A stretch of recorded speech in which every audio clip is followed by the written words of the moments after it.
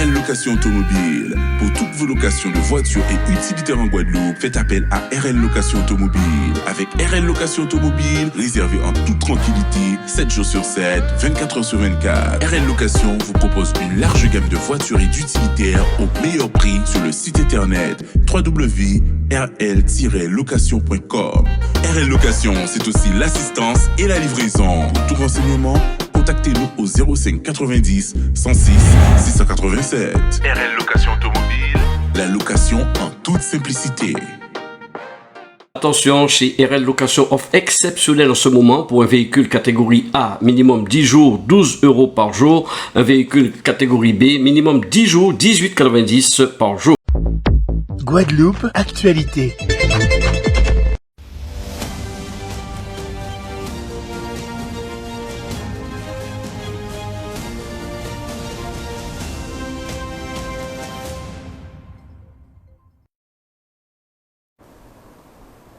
Chers téléspectateurs, bonsoir. Bienvenue dans Analyse Hebdo, l'émission qui décrypte l'actualité en compagnie de notre expert Georges Calixte, politologue et docteur en sciences politiques. Georges, bonsoir. Bonsoir Joël, bonsoir aux téléspectateurs d'Éclair TV. Alors, comme chaque vendredi soir, nous reviendrons sur 3 sujets qui font l'actualité. En premier lieu, nous analyserons les éléments qui favorisent la dissolution de l'Assemblée nationale. Ensuite, vous nous éclairerez sur les évolutions juridiques et politiques qui nécessitent l'avis de la population. Pour conclure par un sujet dans le cadre de la Semaine du droit, à savoir le rôle du droit dans la société actuelle. Très bien. C'est parti.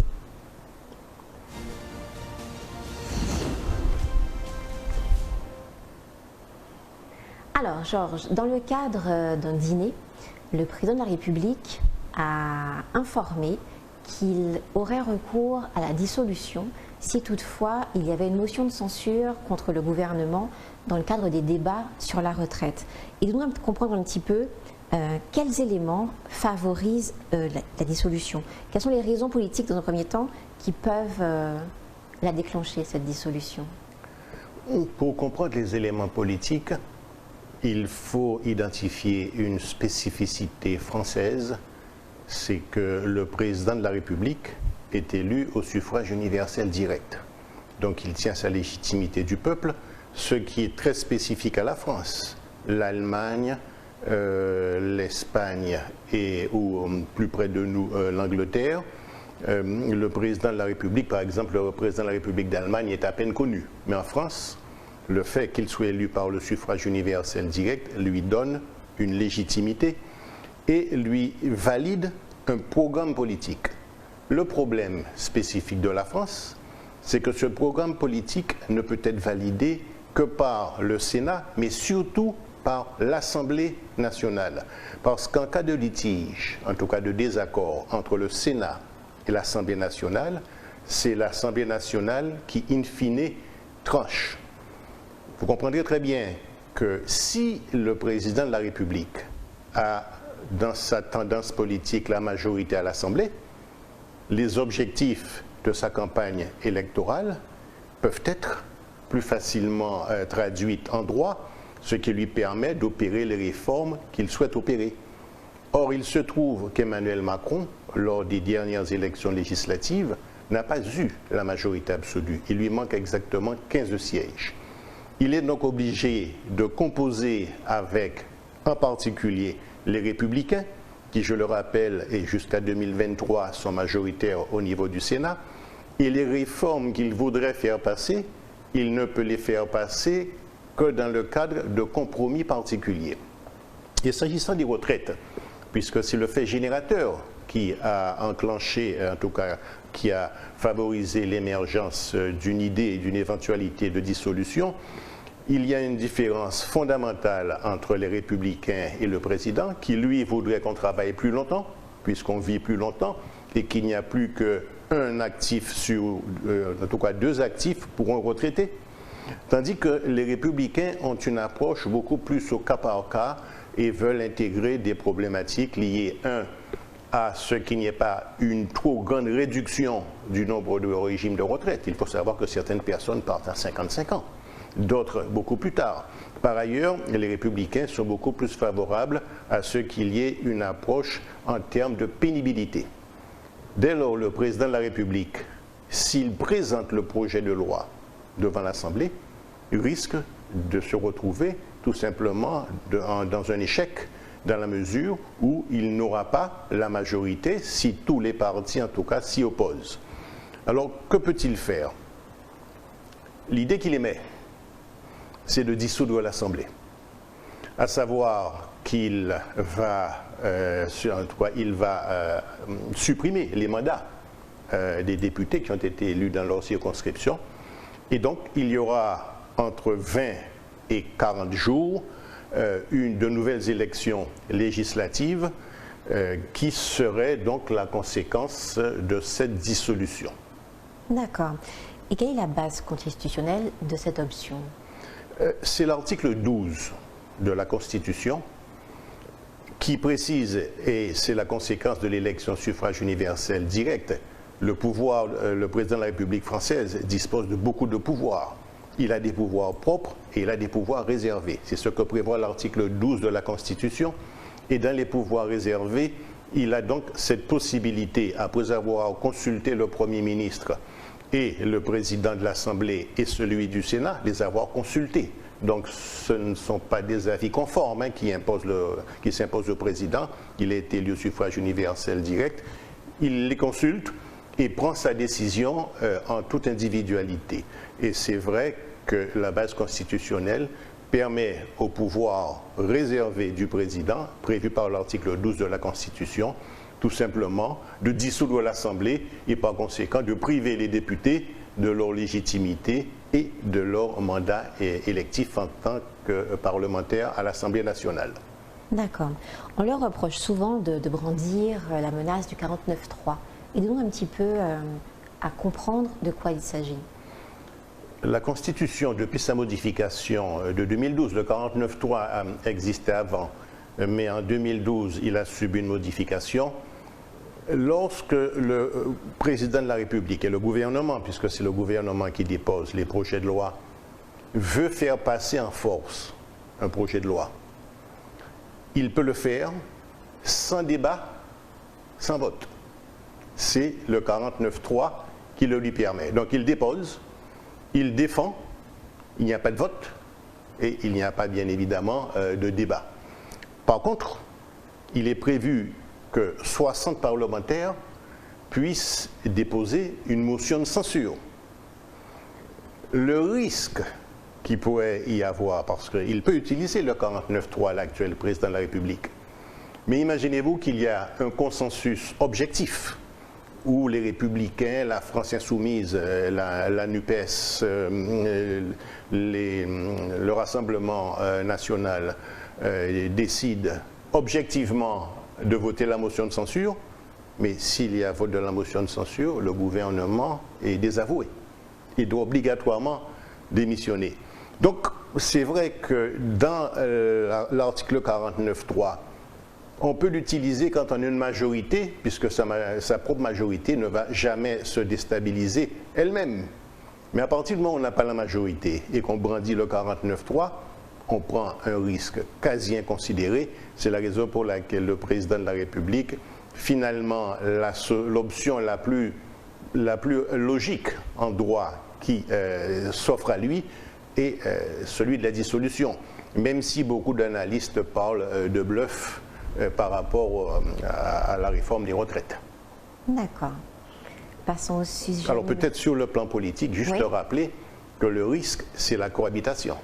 Ça veut donc dire que s'il n'est pas dit que dans la deuxième élection après la dissolution, le président de la République obtienne une majorité qui lui soit favorable.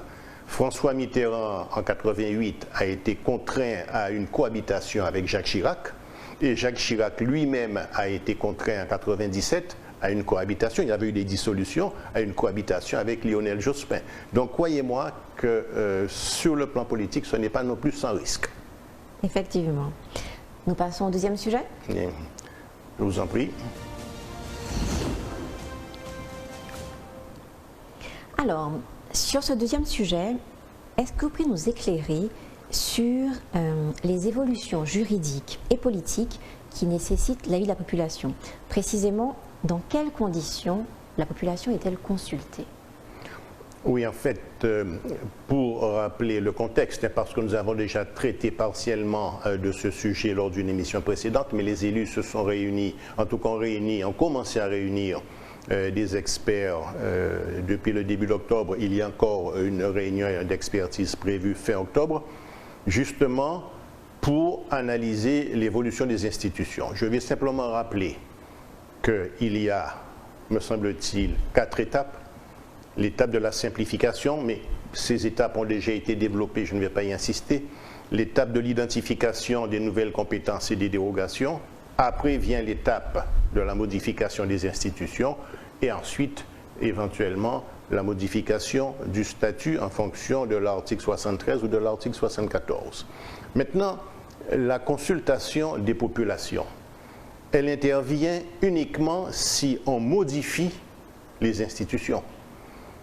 La simplification, mais elle fait partie de la loi du 22 février 2022, la loi 3DS, 21 février 2022, la loi 3DS, et dans le cadre de la simplification, de nouvelles prérogatives, par exemple, en matière d'urbanisme, ont été données aux maires. Il me vient l'idée, dans les cas d'espèces possibles et envisageables, le fait que les maires maintenant peuvent plus facilement récupérer ce qu'on appelle les biens sans maître.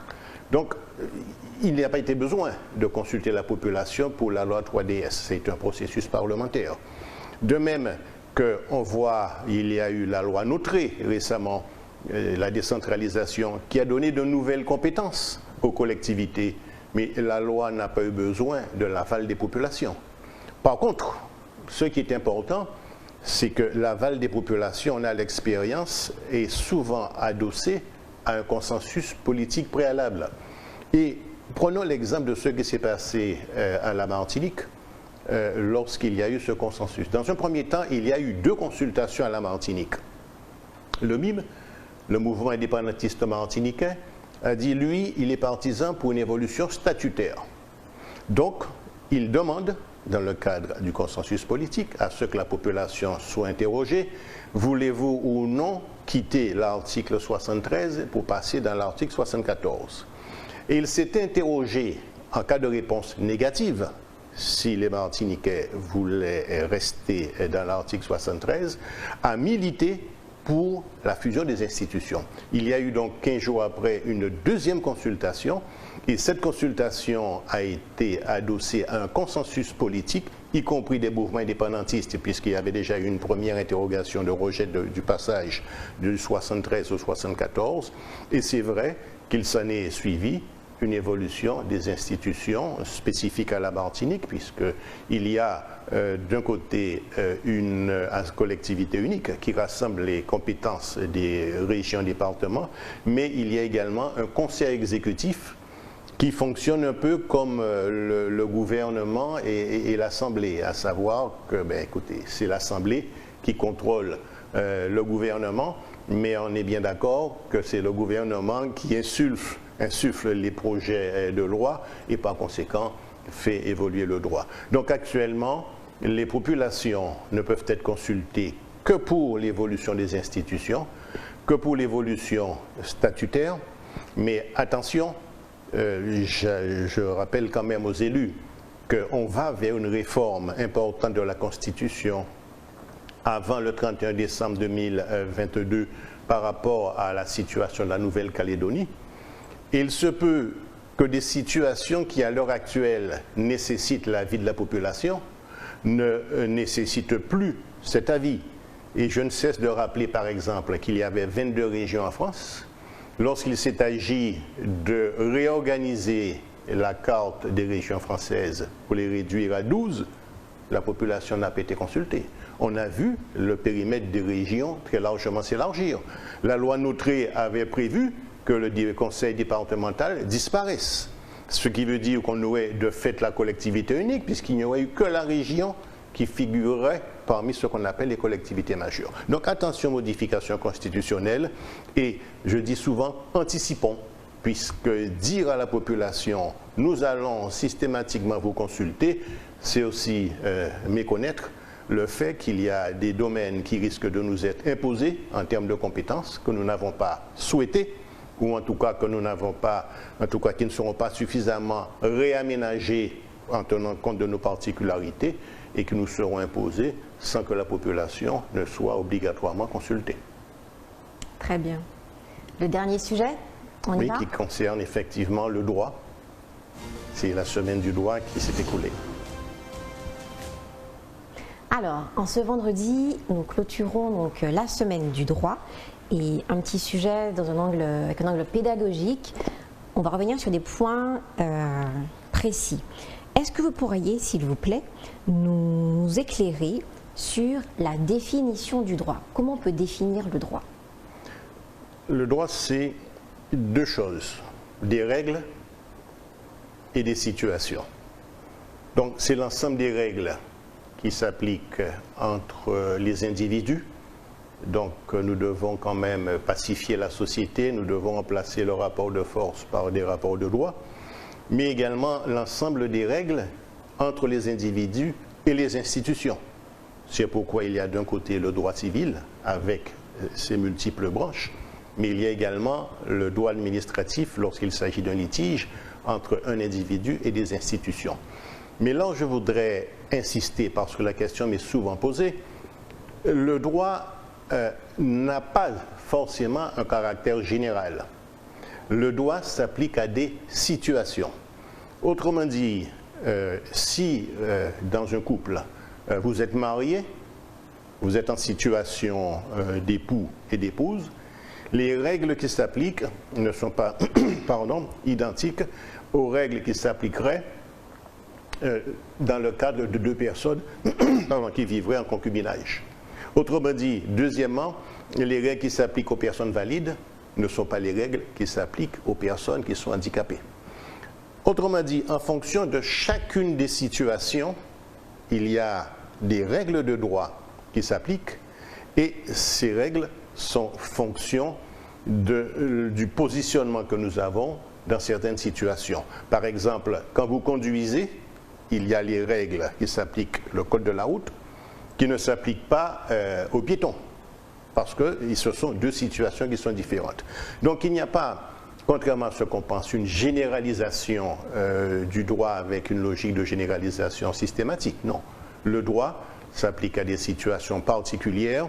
Vous signez un contrat avec un prestataire de service, mais il est en situation de prestataire, vous êtes en situation de demandeur, de commanditaire, il y a des règles qui s'appliquent en ce qui concerne justement ces éléments de droit. Donc notez bien cette notion, le droit s'applique à des situations. Très bien.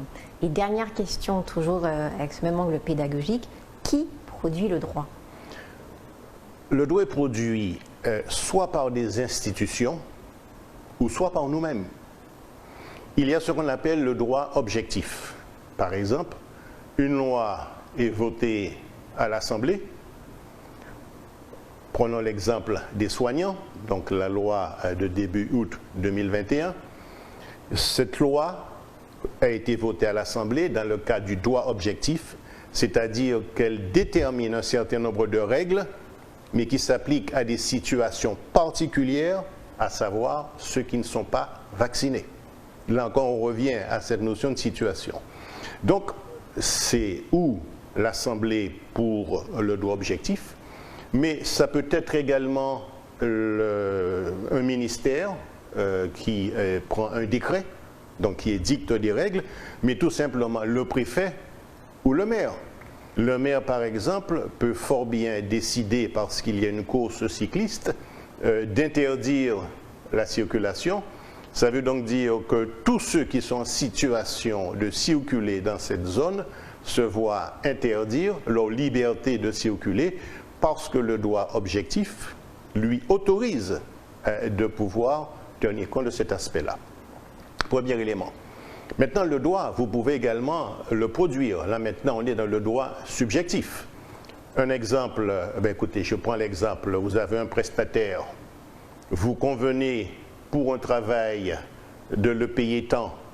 En contrepartie, vous listez les éléments de prestation. Ben, écoutez, c'est vous qui avez créé les règles. La règle, combien je le paie? La prestation, qu'est-ce qu'il y a dedans? Fort bien, il peut fort bien y avoir un accord entre vous et moi sur la base de règles que nous convenons, et pour une situation différente, avoir des règles qui peuvent être évolutives. Donc effectivement, on peut nous-mêmes, par ce qu'on appelle les relations contractuelles, pouvoir édicter un certain nombre de règles. On appelle ça donc le droit subjectif. Alors pour terminer, rappelez quand même qu'il y a les logiques de sanctions et que ces sanctions sont alors ou admises. Nous avons signé un contrat, nous constatons les clauses du contrat et nous sommes d'accord sur l'interprétation. À ce moment, le problème des relations interindividuelles dans la situation de commanditaire ou de prestataire sont réglés. Maintenant, si nous ne sommes pas d'accord, il n'y a que le juge qui peut interpréter le droit, c'est-à-dire s'appuyer sur le droit objectif et de dire, attention, dans ce contrat, le droit objectif dit que telle partie a en tout cas une prérogative de sécurité juridique qui lui donne donc raison par rapport à l'autre partie. C'est pourquoi quand on a un problème, alors très globalement, parce qu'au niveau des codes en France, il y en a, je crois, 28. Code de la famille, code des collectivités, code de l'environnement, code de l'urbanisme, il y en a 28, code du sport, etc., code de la santé. Et si vous voulez, ces codes servent d'interprétation aux juges, mais il y a d'un côté deux grandes juridictions. Alors je ne parle pas de la juridiction financière, la chambre régionale des comptes, etc. C'est la juridiction administrative. Quand vous avez un litige avec une administration, donc, ou une structure en charge d'une mission de service public, vous saisissez le tribunal administratif. Si par contre vous avez un problème interindividuel, c'est la juridiction civile ou pénale. Si c'est un problème de commerce, c'est la juridiction commerciale. En réalité, mais écoutez, chaque situation, en fonction de l'objet du litige, est tranchée par une juridiction. Si on ne sait pas quelle juridiction tranche un litige, à ce moment-là, c'est le tribunal des conflits qui est saisi et qui dit ce litige relève soit de la juridiction administrative, soit de la juridiction civile. Comme quoi, je demande simplement de rappeler une chose, le droit, ce n'est pas seulement nous. Quand on a un litige avec quelqu'un, la première question à se poser, dans quelle situation je suis? Deuxièmement, qui a produit le droit? Est-ce que c'est le droit objectif ou alors qu'il y a une relation contractuelle? Et c'est vrai qu'en cas de litige, c'est le droit objectif qui permet de trancher. Voilà, Joël. Merci Georges pour tous ces éclaircissements. Nous remercions les téléspectateurs de nous suivre toujours plus nombreux avec fidélité chaque vendredi soir sur Éclair TV. Je vous dis bon week-end. Bon week-end, bonne soirée et je rajoute que la nuit vous soit douce. À vendredi prochain. À vendredi.